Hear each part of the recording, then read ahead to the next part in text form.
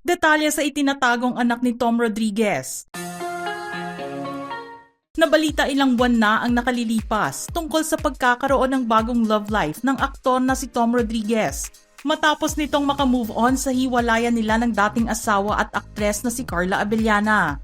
Halos 8 years din ang itinagal ng kanilang relasyon bago sila nagpakasal noong October 23, 2021 sa San Juan, Batangas. Ilang buwan matapos mangyari ang breakup, nagtungo sa Amerika si Tom at sinabing maglalagi lamang doon ng 2 linggo. Subalit inabot ng 2 taon ang pagtira niya sa nasabing bansa. Ang pagpunta at pagbalik ni Tom sa bansang kanyang sinilangan ay para gamutin ang sugat ng kanyang puso na kanyang natamo sa hiwalayan nila ng ex-wife. Naisip din niya na wag nang bumalik ng Pilipinas, iwanan ang showbiz career at manatili na lamang doon.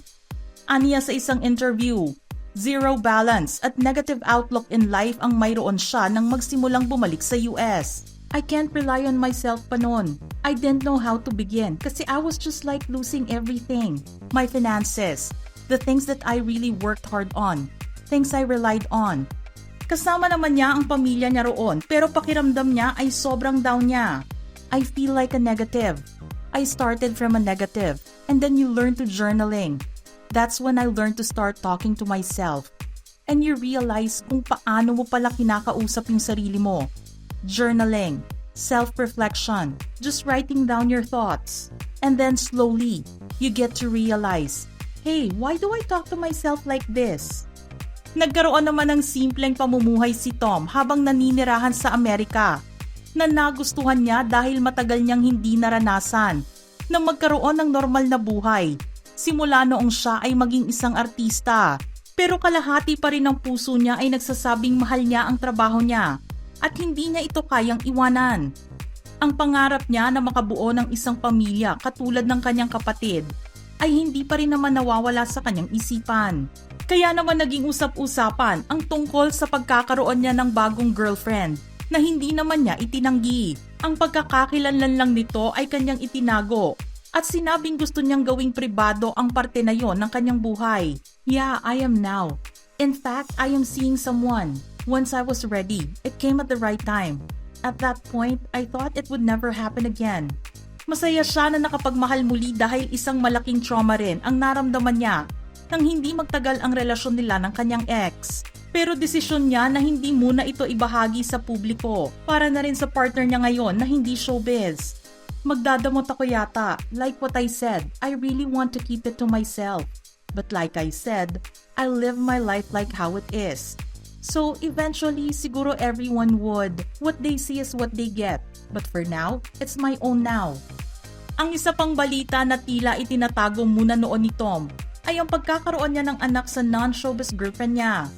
Bagamat hindi niya ito mismong kinumpirma, mayroong mga sinasabing reliable sources ang ilang mga entertainment writers ang nagpakawala ng impormasyon tungkol dito. Kaya rin isang palaisipan kung may katotohanan nga ang lahat ng lumabas na usapin tungkol sa baby ni Tom nang mag-post ito sa kanyang social media page kamakailan lamang ng litrato o drawing ng isang batang lalaki at ang caption nito ay 3 smiling face with hearts emoji. Isa na nga ba itong kumpirmasyon o indikasyon na may katotohanan ang lahat ng naisulat sa kanya tungkol sa kanyang pagiging isang ama? Noong June 24, 2024 episode ng Christopher Minute ni Christopher Min kasama si Romel Chica, naglabas ito ng isang blind item tungkol sa isang aktor na nawala, bumalik, at muling aalis ng bansa dahil magsisilang na ang foreigner girlfriend nito. Ani Christopher Min, ito po ay nabablind item. Pero wala pang tumutukoy na si Tom Rodriguez ang sinasabing aktor. Nababalik ulit sa Amerika dahil manganganak na ang kanyang foreigner girlfriend. Kaya kailangan daw niyang umalis ulit. Hinikayat naman niya ang aktor na magsalita na tungkol sa balita nang sa gayon ay maging malinaw ang lahat at matigil ang blind item na ito. Pero alam niyo po, dapat na magsalita rin si Tom Rodriguez. Kaya nga tayo ay patandang pananong ang ating teaser. Totoo ba na magkakaroon na siya ng kanyang baby sa kanyang girlfriend? Ang mga malalapit lamang kay Tom ay hindi rin nagbigay ng kanilang kasagutan dahil nirerespeto nila ito. at sinabing sa aktor dapat manggaling ang impormasyong kailangan nila ng sagot. Ang tanging nalaman lang ay natutunan na raw ni Tom na hindi na mahalin si Carla, kaya ito ay nakapag-move on na at masaya na sa piling ng iba. Ayon naman sa ibang blind item na lumabas, 2 months na raw ang baby ni Tom na isinilang ng kanyang non-showbiz partner. Nalaman din na kahit hindi magsalita ang aktor tungkol dito, hindi ito nangangahulugan na hindi niya mahal o ikinakahiya nito ang anak. Hindi naman daw ito ang gustong mangyari ni Tom at darating din daw ang araw na sasabihin lahat ni Tom ang tungkol sa kanyang beloved child. Ang isa pang chika ay ang pag-uwi sa Pilipinas ng mag-ina ni Tom na mamamalagi sa bansa kasama ang aktor.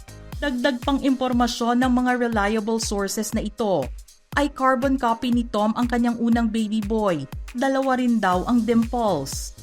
Ang ilang mga pinagkakatiwalaang tao at malapit sa puso ni Tom ang siya lamang nakakaalam tungkol sa pagiging ama nito at pagdadalang tao ng kanyang partner.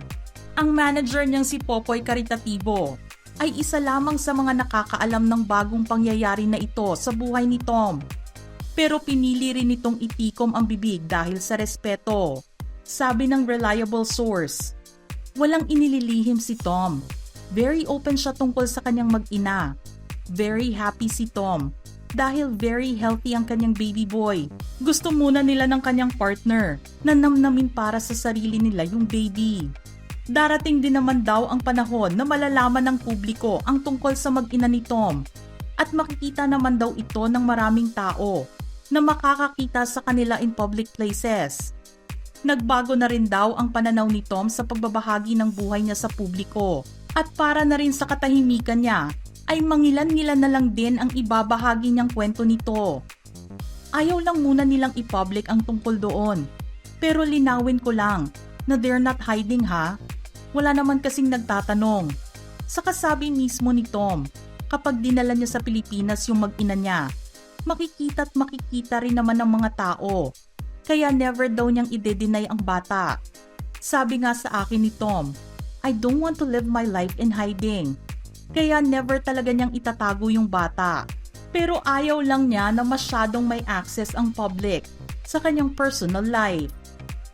Hanggang ngayon nga na may lumabas na post si Tom tungkol sa isang bata, wala pang naririnig na pahayag mula sa aktor. Tila inuunti-unti naman ito ang pagsasa publiko sa kwento ng kanyang baby. Naghihintay lang ito malamang ng tamang oras kung kailan niya sasabihin ang tungkol sa kanyang bagong pamilya.